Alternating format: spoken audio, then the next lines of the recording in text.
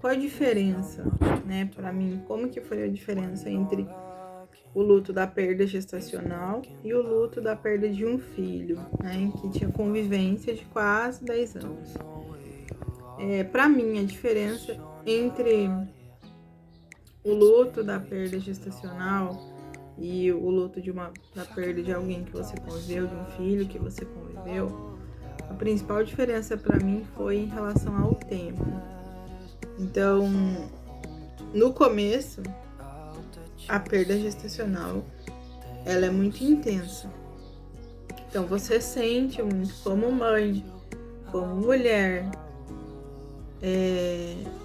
toda aquela carga hormonal, né? Toda aquela expectativa que se criou, que foi frustrada, né? Então, é como se, de fato, tirassem o chão. Então, nos primeiros tempos, nos primeiros meses, nas primeiras semanas, nos primeiros dias, é muito intensa, porque você não tem aquela coisa de lidar com algo que eu ainda não entendi, como é a perda em outras esferas, né? Então, a perda gestacional, no hospital já tá tudo diferente. Então, quando eu cheguei no hospital, o bebê já tava sem batimento. Então, já é uma outra conduta com você. Então, você tá grávida, mas você não é tratada como uma mulher grávida que vai receber o seu filho, né? Tipo, é tratada como um paciente normal, né? E o próprio parto, né? Tudo isso a mulher vivencia, seja por uma cesariana, seja por um parto normal.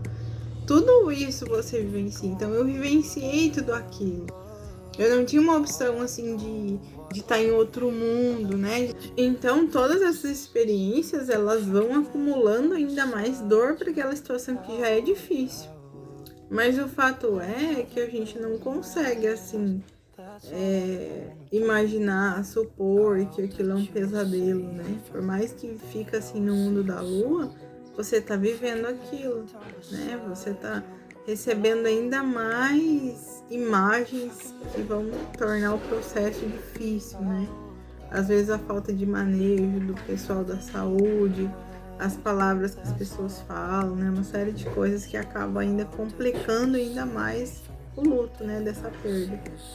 Então, o luto da perda gestacional, ele vem assim como um tsunami, né? Você recebe a notícia, você já é encaminhada e as coisas vão acontecendo e você não consegue processar, mas tudo aquilo acontece de forma muito dolorosa, muito avassaladora, né?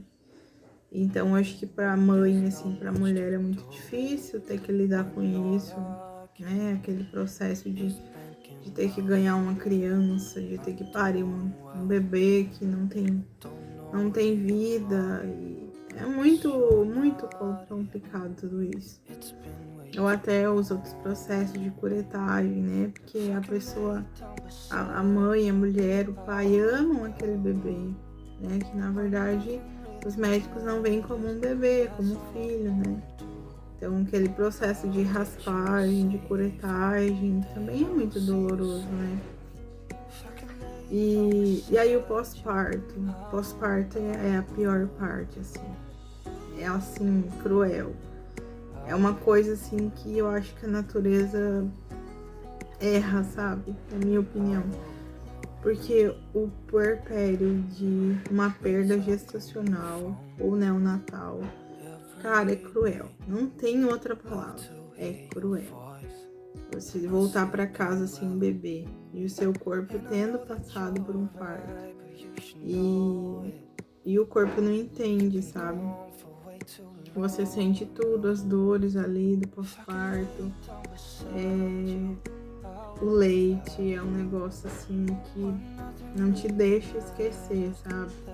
Então naqueles dias ali do pós-parto, a hora que vai tomar banho, cada hora que vai no banheiro, sabe? Você não consegue esquecer, né? Enquanto, assim, de um parto em que você tem o bebê, você passa por tudo aquilo e dali a pouco você tá com o bebê e, né? E aquilo te conforta no puerpério uma perda, você não tem nada. Você tem só aquela dor. E dói em tudo, assim, fisicamente, emocionalmente. Cara, é muito difícil, sabe? Assim, você... Cara, é um sofrimento absurdo mesmo. E então naqueles tempos, ali no pós-parto, nas primeiras semanas, nos primeiros meses, é uma coisa bem punk, assim mesmo. É muito intenso naquele começo. E a vivência do luto da perda do Isaac, que tinha 9 anos, quase 10 anos, ela veio bem depois. O momento, assim, a crise mais aguda de dor, eu vivi depois de uns 6 meses. Porque até então eu sentia aquela sensação de que ele voltaria. Então, apesar de ter passado pelo sepultamento, pela despedida, aquele processo ali, é muita coisa, é muita vivência com o filho, é muita experiência com o filho. E é muita dor também, que às vezes a gente se recusa a acreditar, né? E não é uma coisa intencional, eu creio que seja emocional mesmo. Você não consegue elaborar tudo de uma vez, não. Então, pra mim, assim, nos primeiros tempos eu chorava, assim, sabia, entendia o que havia acontecido, mas eu não sentia com tanta intensidade. Depois de uns 6 meses, nesse tempo aí, eu sentia, assim, de verdade, como se a qualquer momento ele fosse chegar, ele fosse voltar. Então era tipo, tá viajando, não aconteceu nada disso. Eu não sei o que eu pensava, assim, eu tinha essa sensação, assim, de que a qualquer momento ele ia entrar por aquela porta e entendeu? Eu não ia precisar enfrentar nada daquele sofrimento. Mas aí com 6 meses eu comecei a perceber, assim, que ele não ia voltar. E aí foi onde o desespero veio. Então, com 6 meses eu tive minha primeira crise, assim, de depressão, né? Eu cheguei a tratar e tal, porque era um processo meio que do luto mesmo. Mas foi pesado. Ali foi um momento, assim, de maior dor, né? Um período, assim, em que a dor foi muito aguda, porque eu realmente entendia que ele havia falecido, que ele não iria voltar. Então a diferença, e lógico que é um processo para sempre. Até hoje eu tenho ainda as crises, né? Os tempos de baixa em que é muito difícil as datas, os aniversários, lembranças, porque foram quase 10 anos convivendo com ele, amando, né? E tudo. Então são muitas. Deixa eu tentar achar aqui. É muito tempo junto.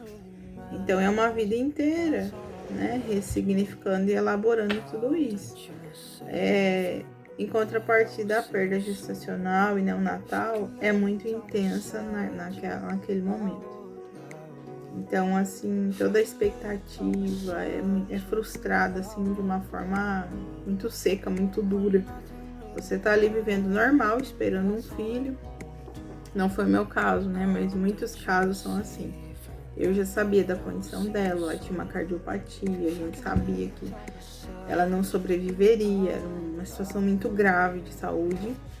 Mas mesmo assim, você não tá preparado. Né? Agora, é ainda mais difícil quem não tem um diagnóstico e de repente se depara com uma perda, como acontece, uma perda repentina, uma gravidez normal e com 37 semanas o bebê morre. Então tá tudo preparado para um bebê chegar, para um filho, família, tudo. E aquilo tudo é tirado de uma hora para outra. Então a perda gestacional, o que eu vejo de diferença para o luto da perda de um filho, em que houve convivência, é essa. Muda assim o tempo, o lugar, né? Onde fica a dor mais aguda, a dor mais intensa. Mas assim, tenho muita compaixão das pessoas, sabe? Tenham muito, assim, muito cuidado, muito zelo com essas pessoas, porque é muito difícil, é muito doloroso. Essas pessoas não precisam de gente pra encher o saco. Essas pessoas não precisam de gente pra se meter, sabe? Essas pessoas estão sofrendo horrores. Tenham compaixão.